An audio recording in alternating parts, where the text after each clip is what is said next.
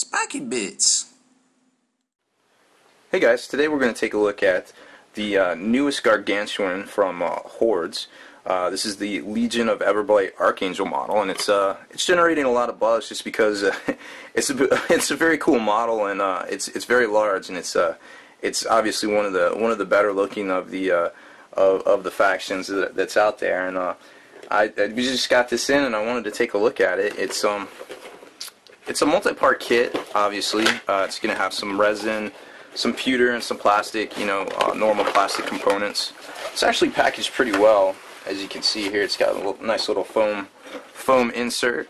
The box is it's not quite as sturdy as I would prefer, but it's got very nice looking graphics, and definitely enticing people to at least pick it up and take a look at it, if not buy it. But then the model itself is actually contained inside this cardboard piece here. It's very sturdy. Once you take the foam off the top here, you can see these really ridiculously huge wings. I mean, obviously they're on par with some of the stuff we see in plastic from some other companies, but it's always nice to see some alternate things out there. And you can kind of see the sprues here that they used to fill it. So those are the two wings there. And now this is a lighter kind of, I would say less dense material. I almost want to say it's kind of like a plastic resin. I believe a lot of their normal models are made from that. This here is your traditional resin. This tail piece here, it's much smaller and needs to be a lot sturdier because that thing can break pretty easily. And then once you get into the bottom here, as we take a look, you can see a lot more of the components, and obviously they're all sorts of different materials.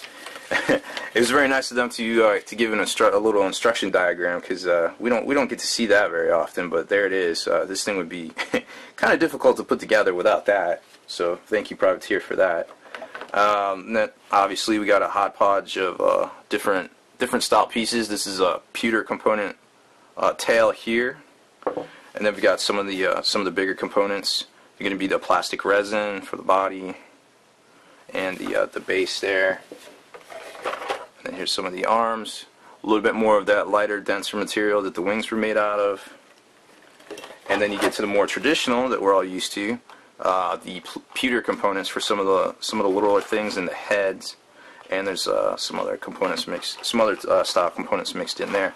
And then you've got the Gargantuan Base that we've all seen. Grab that out of there. So we got the Gargantuan Base. Boom. Thing's pretty nice. And then the two stack cards here.